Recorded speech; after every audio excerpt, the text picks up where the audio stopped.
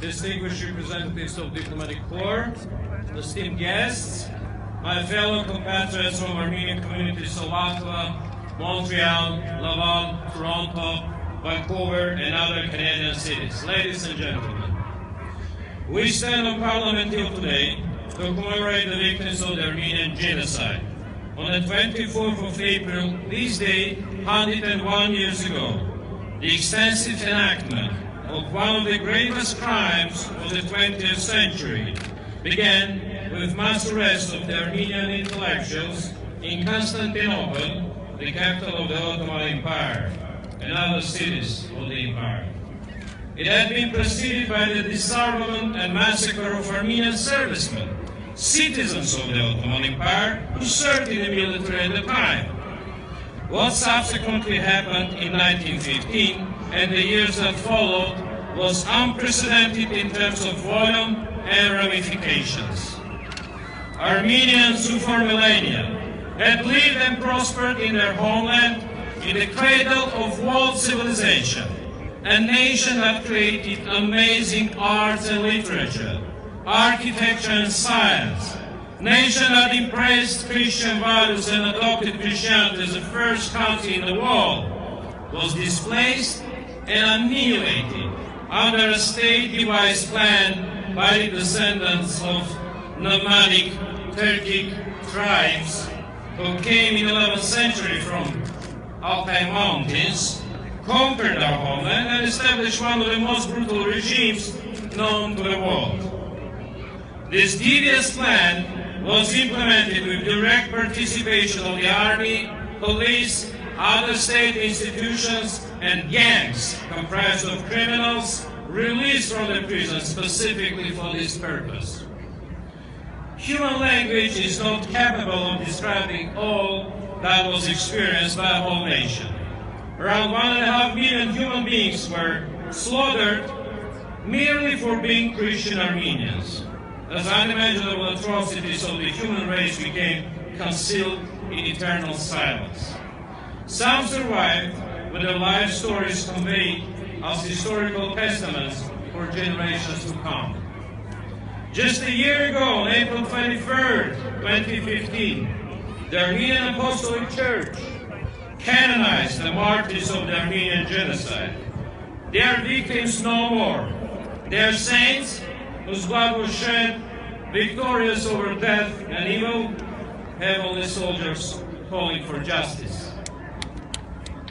Dear friends, unfortunately, 20th century left a black trace in the history of not only the Armenian people, but humankind as a whole.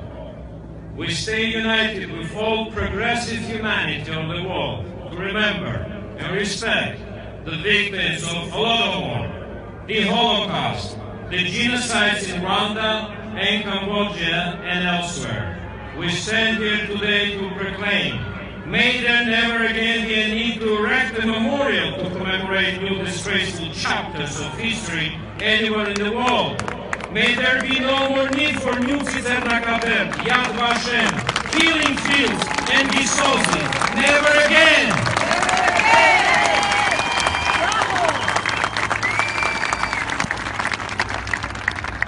The goal of our policy, anchored in memory and responsibility, is to form effective mechanisms for preventing future crimes against humanity. As Pope Francis justly said, concealing or denying evil is like allowing a wound to keep bleeding without bandaging it. The wound is bleeding because there's too much neutrality, silence, and denial around the world, and there is still too little humanity. We shall not forget that for centuries, humanism and benevolence have been the engine that led the formation of international human rights mechanisms. Moral aspirations and universal values were what inspired Harry Dunant to lay the ground for creation of the International Committee of the Red Cross. Moral values and the horrifying reality of the Armenian genocide were what urged Raphael Lemkin to coin the term genocide, which would unfortunately have to be used over and over again. My friends, as we speak, There are still too many instances of denying universal values and distorting history, which paved the way to the recurrence of these crimes. We can all see the situation in the Middle East, which is a genocide of our days, and we need to do more.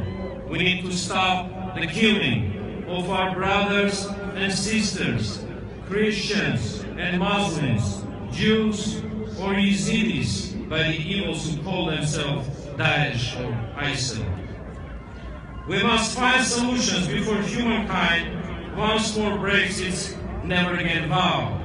Countries around the world and international organizations recognize the first genocide of the 20th century.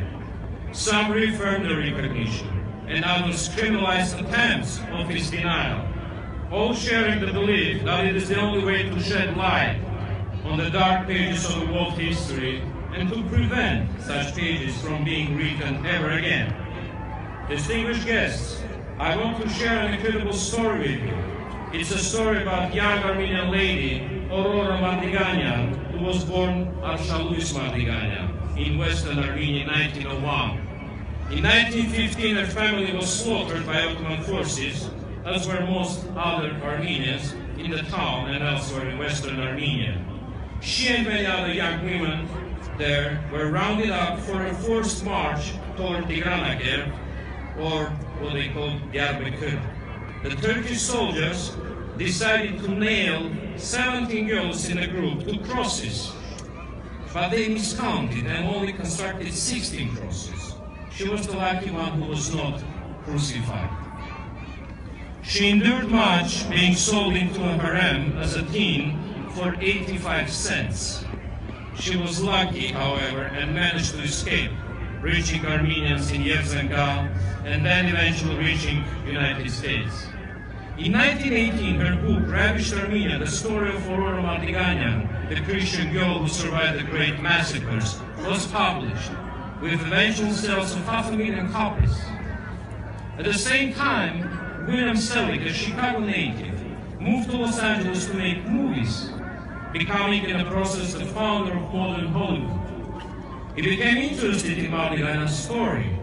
Selig decided that the real heroine should star in the movie, and Aurora ended up playing herself just 3 years after her escape.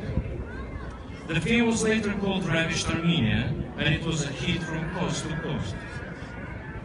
Just in an hour, in the Armenian capital of Yerevan, on behalf of the survivors of the Armenian genocide and in gratitude to their saviors, the Aurora Prize for the Awakening Humanity will be granted, first time ever, to individuals whose actions have had an exceptional impact on preserving human life and advancing humanitarian causes.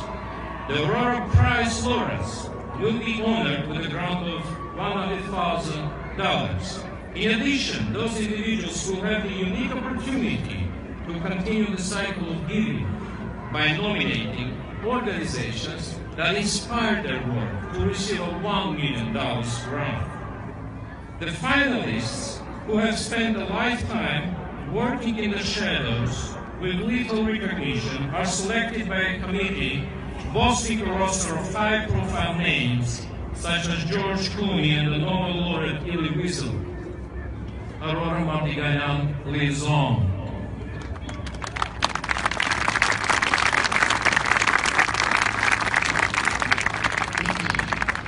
Yesterday, second global forum against the crime of genocide took place in Yerevan. It brought together representatives of governments, parliaments, major international and human rights organizations, acclaimed experts of international law, representatives of the leading media, and other stakeholders. Among other delegations, Canadian delegation, representing the government of Canada, participated at the forum as well.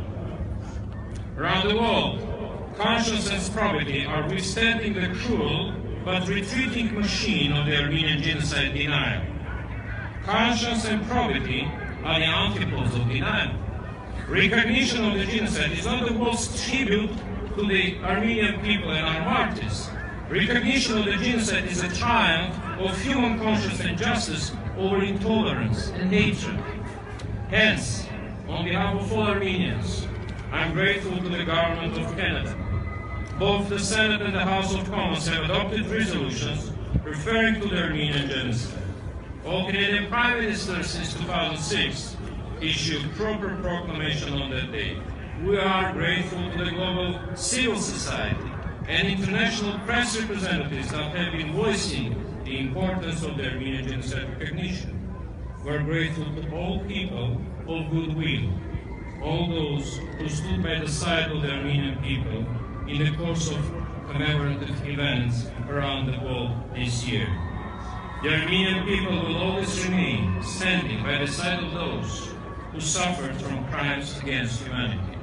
The unyielding international struggle against crimes of genocide will remain an integral part of our foreign policy.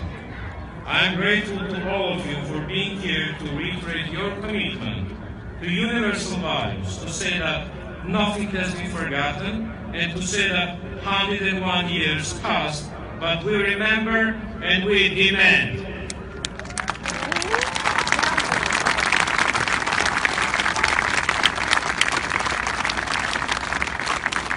Բարբարոսներ շատ կգան ու կանցնեն անհետ, արքայական խոսքը մեր կմնա հավետ։ Չի հասկանա ձեր հոգին և ծույլ և օտար, տաճար է մեր երկիրը, սուրբ է ամեն քար, thank you, շնորհակալություն։